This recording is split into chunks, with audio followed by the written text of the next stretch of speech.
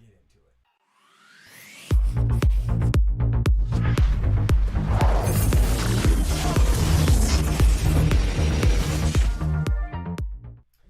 This video is brought to you by POWLAX.com. If you've not been to POWLAX.com, go check it out. It's where we keep all of our... I just realized that I did not even have the mic on my face the entire time, so I don't know if y'all heard that, but we're going to get into this. It's going to be a cool coaching video.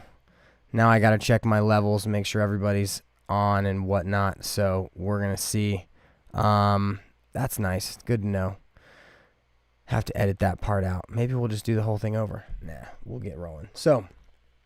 there were some requests to have a video about coaching, and videos brought to you by POWLAX.com. If you want to see all the strategies, things that we're going to be talking about in this video, you can find all of them there.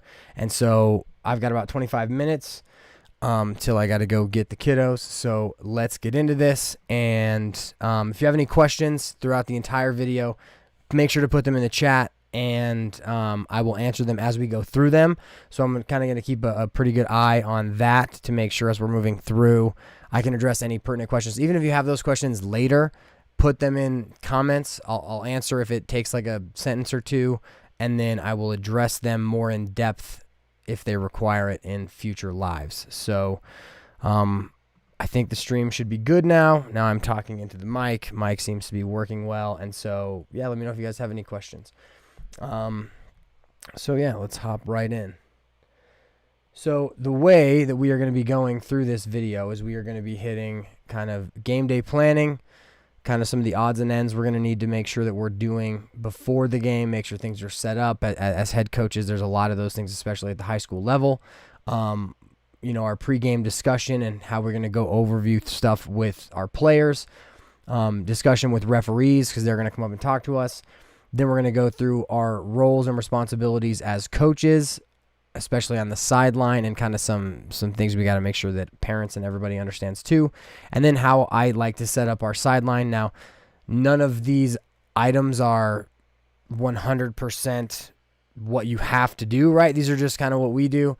And these are things I've picked up from other coaches over time as I've, continued to watch them. So the first thing we are going to discuss is I might actually come back to game day planning. I think we're going to hit some of the other stuff first because I think we'll hit it when we hit the pregame discussion. But recognize that on game day, you should already have a lot of these things planned out, and we'll kind of get to what those are in just a minute. Now, the second one is like film, stats, and equipment. So if you want stats, someone's got to be there to take stats. Like for high school, we have a box. The people are going to sit there. We don't take stats like that anymore. We use Score Break because then I can actually get the stats from the footage and we can just submit it to Max Preps where we submit it to. If you're going to have film, make sure you can get that set up, whether that's you putting kind of like end zone cameras in or things like that. Make sure you have all the equipment that you need. If there's a trainer there, make sure you've got balls on the end lines. People know who is going to go put the balls on the end lines. I recommend using youth players if you have the ability to do that. That's an awesome thing. The biggest one, and the one that has happened quite a bit that you just got to have, is a horn at the box. And just make sure you have that there, because if not, if you want to use the stadium's like alert system, that sometimes doesn't work. And it's hard for the people, for like the refs on the field to signal to the people in the box if you're in a stadium, that not the box on the field, but the like press box, to make sure that noise sounds so everyone kind of knows what's going on. Now, in your pregame discussion, we want to overview everything that we want players to do and what their responsibilities are going to be and how they're going to want to move through the day. So with that comes this. This is my kind of game plan outline. And so what I will do is I will go into the locker room prior to a game, and I will write all of this on the board. And then as we go over each segment of this, with our players, no one should have any questions once we get to game time, right? It should just be good to go. And so I'm going to do something real quick. Hopefully this doesn't mess with the audio and it doesn't reverb, but I'm going to check. Okay, audio's good. So now, within this overview, I'm just going to go over all of the different segments and kind of what that is. First, we have starters. Who's going to be on the field at the beginning of the game? Next, we've got our lines. So we've got our 1s, our 2s, our 3s, all of the LSMs in order of which we want them to go onto the field. Depending on whether you're in a competitive situation or not, you may be sending like just 1s, you may be sending 1s and 2s, you may be sending whoever. But so then in terms of like defensive midfielders, which ones do you want to go on? This is where you clarify who you want to be on the field. And this will be something that the coach who is on the sideline, who is running the box, will know and make sure that they are showing at all times. In terms of personnel, that's important. So we're going to cover one other personnel segment now. So you've got your man up and man down sets. If they don't know exactly who they are, you're going to want to make sure they do know who they are. And so for, say, man down, you want to make sure you've got 6 poles and 2 shorties that they know that they're going to be on the field for man down, because if one of the poles gets a foul, well, I guess it's 5 poles, wouldn't it be? So 5 poles and then 2 shorties to make sure that if the penalty's on any of the first 4, the 5th person will then be, which it most likely will be, that 5th person is going to be the next pole who will be in on man down. So those are kind of our personnel overviews. Then we're going to go over all of our strategy overviews so that, and it doesn't necessarily have to be you're not teaching this again. You're just making sure that everyone knows that this should be in their heads as they're moving into the game plan. So you've got your rides, right? For this, we teach a lot of the just elements of it. Like for attack, you want to get in the face of the goalie. You need to make sure you're chasing as the ball gets above you, and you want to toe the line every single time. So toe the line means you're going to be at the midline. So it's basically relentless pursuit, which we have down here as our keys as well. And then midfield, get deep, try and turn them, make sure we get down the back pipe. And then however they play, you can add things in like that too. So then you have your offenses. This is just full of a bunch of kind of videos. So ICE is identify, communicate, execute. That's a big thing in terms of, just making sure that as you're listing things, it's how we want to play as well as what we're going to do, right? So I think that's a big key. And so the whole idea of just making sure everyone knows exactly where they're going to be and what we're going to be in and how we're going to attack is so big when you get to the high school level that, no one should have any questions. So for this, we've got early offense, fast break, green, which is 4-on-4, and then like a trailer break. What's your motion? Are you running like Q set, pairs, Penn State offense? Like what are you going to be in as you get through any kind of play or thing that you do? What are players going to rely on? 21-12 is a great one for that too. Are you going to run any plays? End line plays. So Denver, Virginia's 2-2-2 from X. Are you going to run any like picks inside? What are kind of the elements of your offense? And then if they run a zone, what are you going to run? Are you going to go into a 1-4-1? Are you going to carry step off? How are you going to run that? There's a great video just came out called How to Beat a Zone. Definitely check that out if you're going to be playing against a team that has a zone. So then you've got your man up set, whatever it is you're going to run, your defenses, make sure you overview those in terms of, are we sliding from the crease? What does this team usually do? What are kind of the elements? Face-off personnel, who's your face-off athlete? The wings, who are the wings going to be? Clears, rides, go over all of those things. And then your keys in terms of like, where are we going to win this game? Like one of my biggest ones is just, we got to pursue ground balls. Everybody says it. Everybody knows it. You still got to say it every time and make sure that it's the most important thing. And you'll find that as we go into the warm-up timeline when we go through all of those things. So another couple keys that I like to make sure we do is, quick ball movement. Nothing beats ball movement. And so that has to be the focus and has to be reminded, or else you're going to have guys who are trying to, dodge through 3. They know they want to draw a slide. They know they want to make something happen. And a lot of times guys will get a little headstrong in terms of how they want to do that. So the final thing that I make sure has to go on the board is our timeline, right? So the first thing I draw on the board for the most part is the timeline. When are we getting there? For the most part, we like to get there an hour before the game, and then we'll be dressed and ready to go with 50 minutes. We're going to go out to do a dynamic with 30 minutes or with 40 minutes left. At 30 minutes, we should be operating and kind of running. We'll do stick skills. Then we'll do shooting and footwork.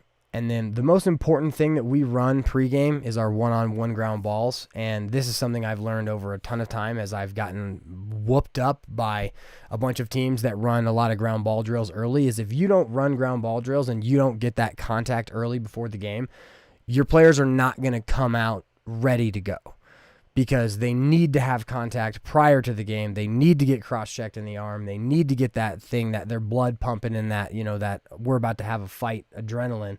And not fight, but you know what I mean? Like, they're going to compete and they need to compete hard. And so that ground ball drill is something that I really like. And you can run 3v2 ground balls. You can run whichever one. My personal favorite is one-on-one ground balls to a give and go. And so I'm going to show you a video of that now. So here, basically, you're going to roll out a ground ball and the player's going to have to pick it up, throw it back to the coach, and then he's going to have to step out to get open, catch the ball, and then dodge. Now, for the most part, when we do this, we're not dodging to goal. We are dodging through a gate that I put in front. And by gate, I just mean 2 cones that create a line that they have to run through. And so basically, the defender is going to have the ability to defend the dodge, so players are going to get dodging work. And we'll set up 3 or 4 lines of players that do this. But so this is one that I really like, because first off, they get the ground ball. Then they have to move it. These are some youngsters who are doing it. Then as they make their passes and they dodge back in, they're getting offensive and defensive work regardless of the position. So if it's a pole who's got to carry against an attackman, good, that's perfect. That's exactly what we want. But we got to make sure that they get that contact before they go into the game. The next thing we'll go through in terms of our timeline is like 6v6 or kind of a build-up.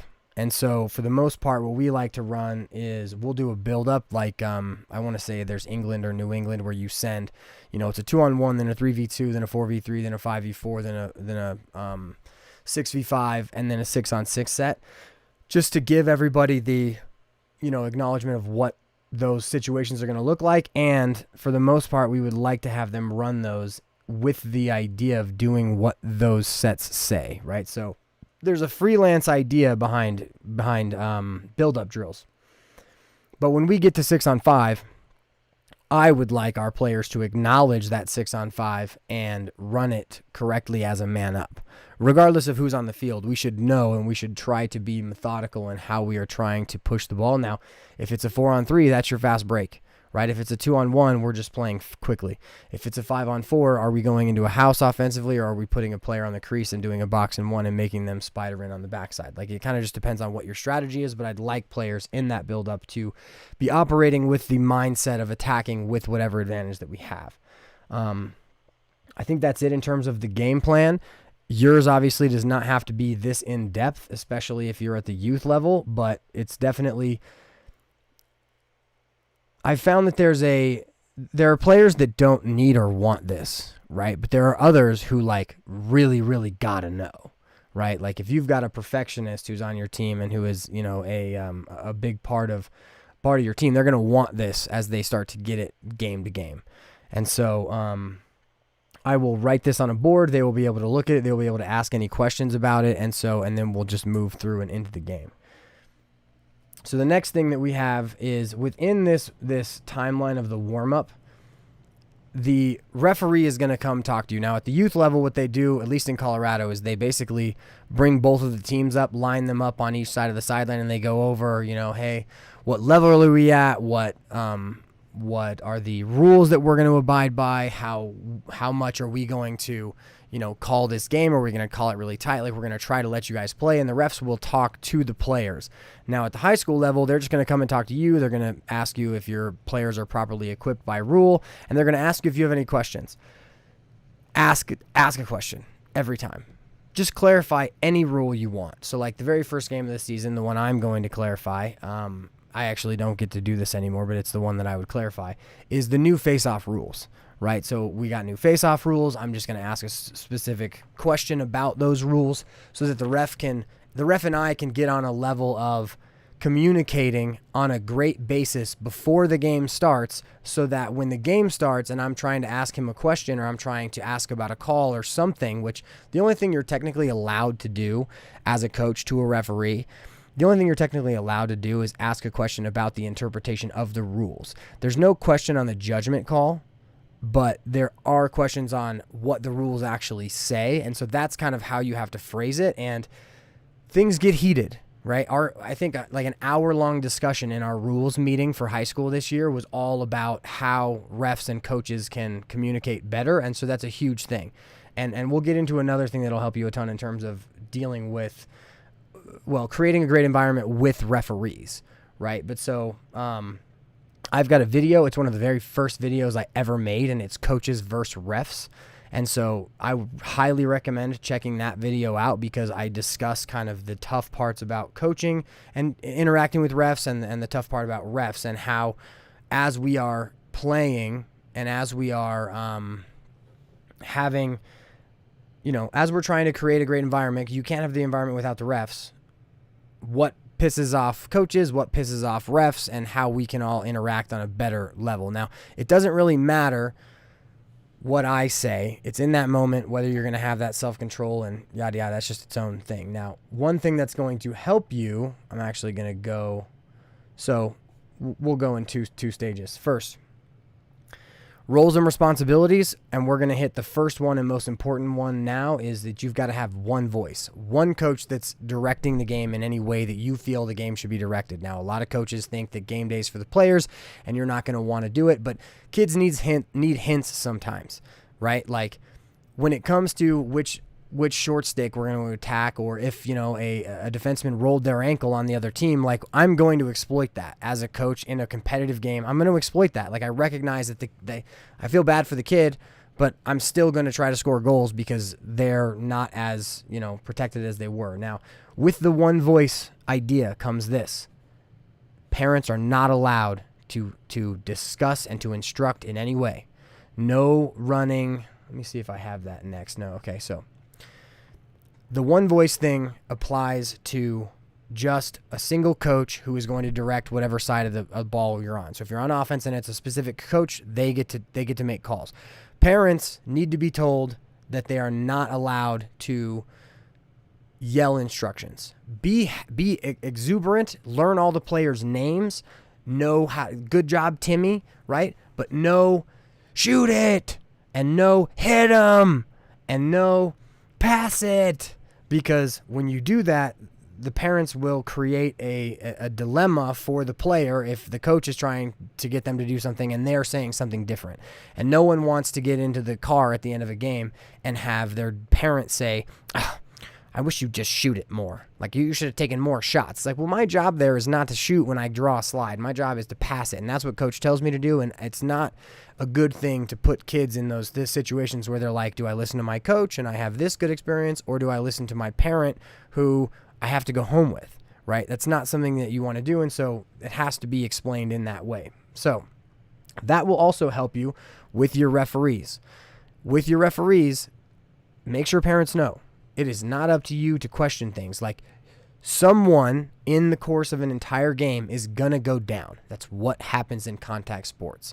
The referee's job in that instance is to make sure that play is safe, but the incident may just happen, and their objective is to make a call about whether there was and it can be intentional, it can be unintentional, but whether an advantage was gained during that play. Now, I've had parents who've run onto the field, and that's a big, big no-no. Then this parent apologized later, which was very cool of them. But make sure your parents know, don't talk to the refs. It's not your job, and that there is just that one voice from the sideline. So the other thing to recognize in terms of having one voice and roles and responsibilities is when you bring it up for timeouts or stoppages, how are we going to have discussions? Are you going to break into two groups and have an offensive and defensive discussion? Are you going to stay as a single group to discuss everything as a whole? And it really just kind of depends on how you want to do that in that moment. Now, I think I discussed this a little bit yesterday in terms of, Coach Danowski at Duke, his job when a timeout is called is to make sure that the people that Matt and Ron, that his coaches know how much time is left. They know the elements of the game so that as they're discussing with the players, they have that reference. And so your coaches can have different roles as you move through timeouts and things, but the other big role that you have to have is someone to run the box. Now, the reason this is so important is because in competitive lacrosse, we're going to want specific players to go on the field, right? We're not going to want everybody to play because certain players are better, and we want the best players on the field to gain cohesiveness against a specific team so that they can play as best they can, right? And so that we can attack either the same weaknesses, or we can all read and react together to find the weaknesses in the team. Now, as that's happening, if a player, say you have two LSMs that you're switching off on, and one of them takes a big rep where they go up the field, back down the field to the offense, they try to shoot, they miss, now they got to go back onto the defensive end, now they got to go back to the offensive end, and now they're, really tired. When they come off the field, you've got to make sure that that next player is ready.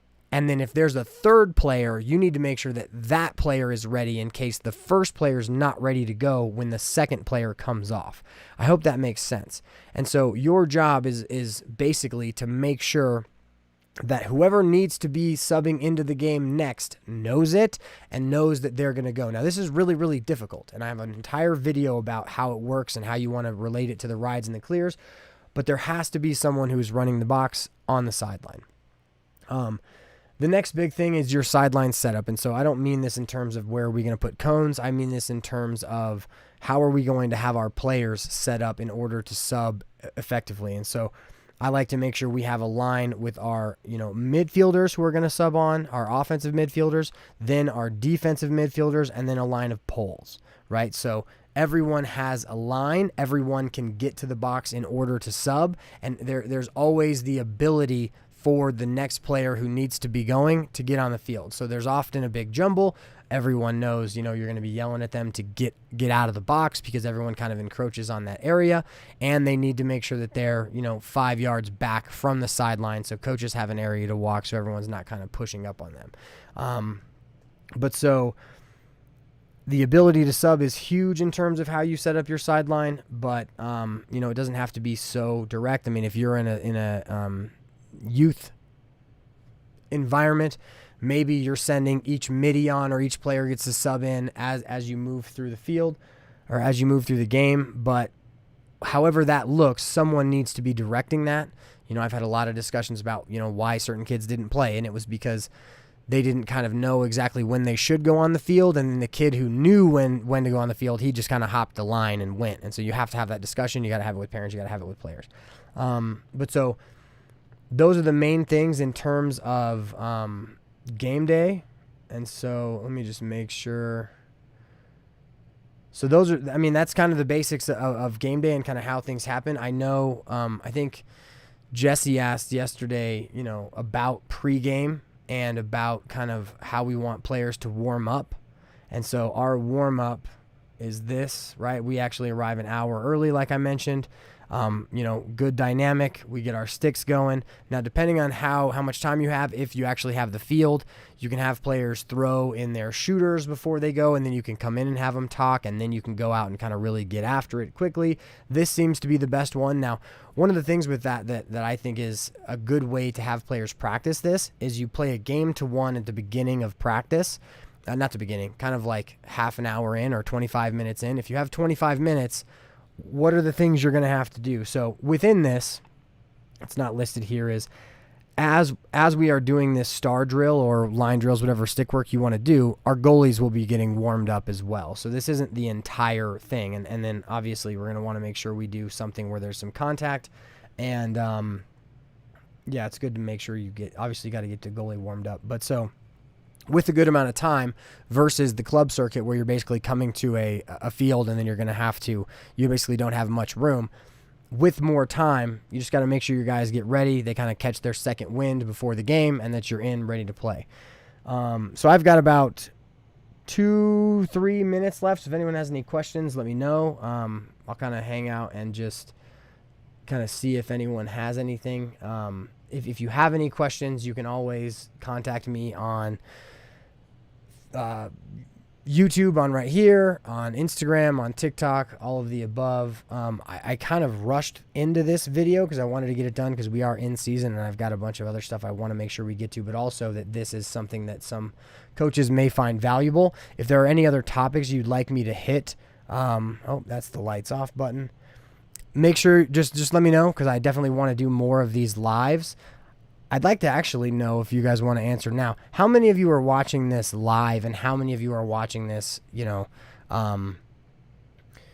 with the delay, right? So I think it's kind of easier to watch with the delay, but if you're watching it live, you have the ability to kind of interact a little more. So kind of understanding that would be cool.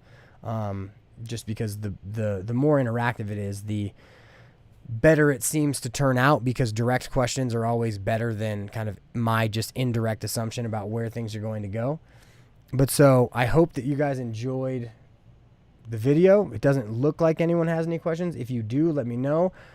We'll see how many lives. I might just start doing lives like every other day in the morning to discuss different issues here and there. And then I hope that that works. Both what, Jesse? Both in terms of you watch it late or you watch it live? I'm sure that's what he means. I'm sure people watch delayed and then watch now. But so if you're on live, definitely ask questions if you have any. And yeah, I think that's going to wrap it up. So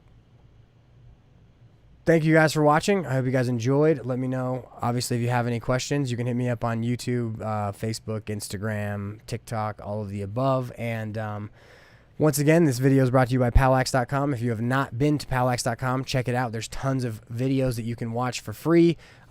Check them out, share them, share the site. It definitely helps everything. Subscribe on YouTube if you haven't.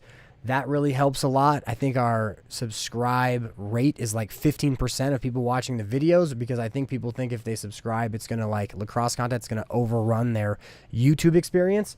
But so make sure to subscribe if you haven't. And then if you interact with the content, YouTube will give you more. If you don't, it won't. But so it kind of plays it to you.